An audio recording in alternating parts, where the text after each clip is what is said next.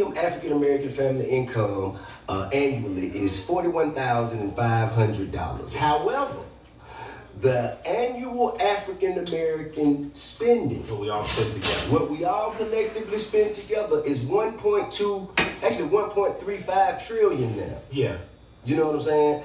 How do we convert income to generational wealth? Because whether we hustle to get it, you know what I'm saying? Whether we gamble to get it, Yeah.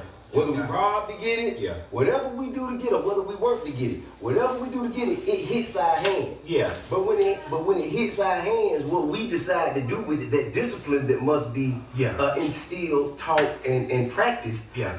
That's what's like. How do we instill, teach, and motivate our young people and ourselves? Because I need more discipline too. You know what I'm saying? But how do we do that so we can, have more generational wealth among us? So I've seen it argued. I think the name of the book is The Myth and Propaganda of Black Mind Power.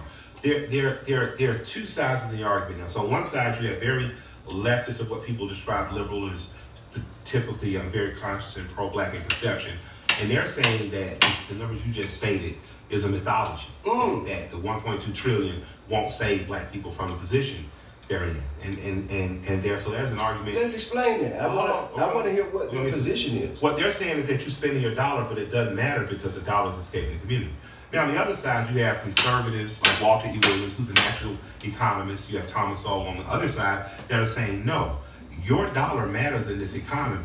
And capitalism is the best system for you, although not perfect. It allows you to provide goods and services. And for those goods and services, in return, you get the opportunity to gain capital, to pass on wealth, and to employ others. You keep it going. Now, the truth, to me, is somewhere in the middle. Right? Buying shit alone will not save the African American community. Right. Not call an attorney if you've been in a car accident. There's a smarter way to get paid a way bigger check without expense. You get to a means where you produce the raw materials that do shit. A good median is to at least own the stores. Okay. So when I sneaker shop, if I have to afterbuy, I tend to buy, instead of pivoting toward even a StockX, who are the black dealers or black stores that I could buy from? Right. Because I know if I support that, I'm supporting that store, which supports that owner, which supports 5 and 10 employees, which puts more dollars. And then those kids go down to Peter and Walker Street. They spend that at Escobar.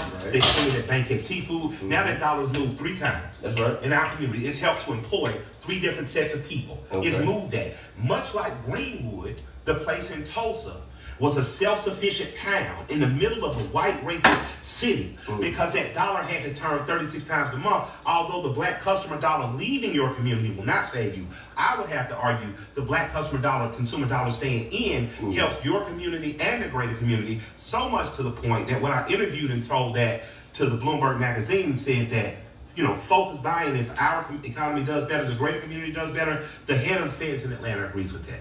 So when people tell me that the black buying power is a mythology, I'll nod and I'll say, okay, but what isn't a mythology is if you sharpen the tip of your spear. Right. If we're spending money like here, it doesn't work. But the minute your spear does this, and it says, I'm only going to move my money here. Right. And when that happens, what you start to see is a transition. Well, what's the transition you see? The day after we did that, we said, well, what's going to happen next? We don't know. More black people got accounts. They were flooded with accounts, had to hire new employees at the banks. But about 30 days later, Wells Fargo came up with $60 million for black mortgages. They didn't do that for black and brown. They didn't do that for disenfranchised or poor. They did it for black mortgages. And they specifically said black at a time where they weren't. You get what I'm saying? Right. So for me, when people argue the mythologies, or they argue, and it's not me trying to argue with that professor, but again, this professor, the argument on the other side is given by an economist. Sure. Walter Williams is an economist. Right. And he's saying, he studies this. Yeah, that's all he said. Spend his life studying. Yeah. And he said, Negro, take your money. Take care of yourself first, partner with others in your communities, and use that community's money as a focus to grow. Cause I pull up, they be out there by the Trap Music Museum, right on North Side and Bankhead, doing their thing, and I pad back and forth so much. They know my car. Me too. So they'll see me, and they'll chase down my car, and leave a post and run after me all the way down to the museum and say, "Come on, man, Tip, here we go, man." Hey, look. Don't motherfucker run up on me, stop hustling, and come to me like I'm finna save you. Every day, yeah. Don't you do that. Shop with you, Ain't no one goddamn car finna save your entire day. Consistent. You dig what I'm saying? Consistent. You had the right idea. You supposed to be out there hustling. Now, how much money have you possibly missed running after me? Absolutely. Now, get your ass on back up there. Get back to hustling. Don't come back here like I'm goddamn to save you. Absolutely. And don't look for no man to save you. Absolutely. Ain't no one man finna come here now and save your ass. Somebody gonna see this and be like, "Oh, Tip is man. I thought he was woke and he was helping the kids," but that's how we learn business. Like I tell my barbers all the time, like I learned business selling cocaine, This real? and I knew I was too smart to be selling cocaine. So that's didn't. Yeah, see, I did though, and that comes with a certain type of anxiety because my thing was I'ma die out here. Like I'm gonna fuck around and be the guy who wasn't supposed to die that died here, you know. So I had to take everything. And when all my partners was buying, I ran with some Decatur dudes too. Right. Man, when they were buying them Monte Carlos, putting them McLeans on them, it's just like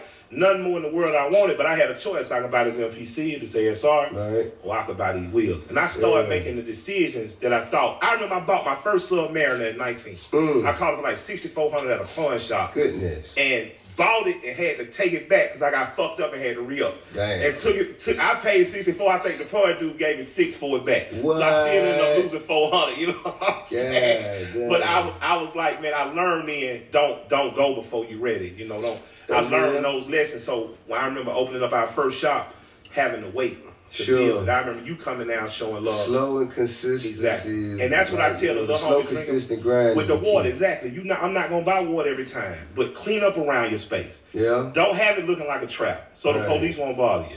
Push the Kroger thing back at the end of it. Right. So all those things I kind of brought out. So I really get offended a lot of times when people try to act as though the advice that you give in particular is not worthy because you survived it the take pride all of the of street. it. Absolutely, it take all of it. It takes a full village. Yeah, It absolutely. take a full village. And me, myself, personally, what I can't do is enable mediocrity. Absolutely. You understand what I'm saying? One of the worst things that I hate more than anything, man, for a young man, little boy to run up on me and hold their hand out ask and for say, something. "Tip, give me some money. Yeah, Tip, give me some. Yeah. Help me." And like just be straight up and down. I tell them, listen, don't run up to no man asking him for no money because you ain't gonna you don't might know ask what you he something back. you don't know what he want back Absolutely. in return. Absolutely. And if money's all it take to have you, you will get got. Absolutely. You dig what I'm saying? Absolutely. Because somebody gonna give you exactly what it takes for you to do exactly what the fuck you don't need to be doing. Absolutely. Whatever that may be. Absolutely. You know what I mean? Motherfucker give you $100 bill until you get in the car, take you somewhere, you don't know what the fuck going on, you don't know where you going, what you doing, Absolutely. and then you end up in a compromising position. Absolutely. Don't put yourself in that vulnerable spot. Hustle for yours. You can't tell me.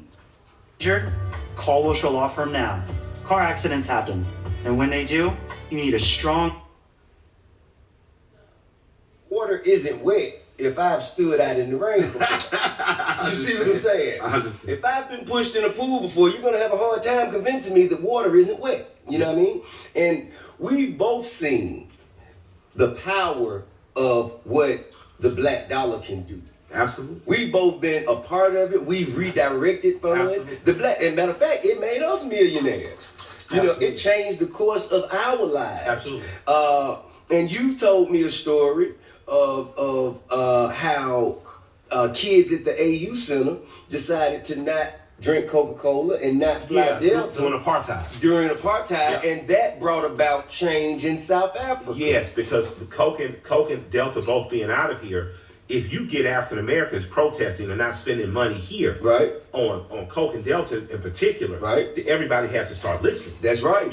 So I think that pokes holes in his theory altogether. So I think we have.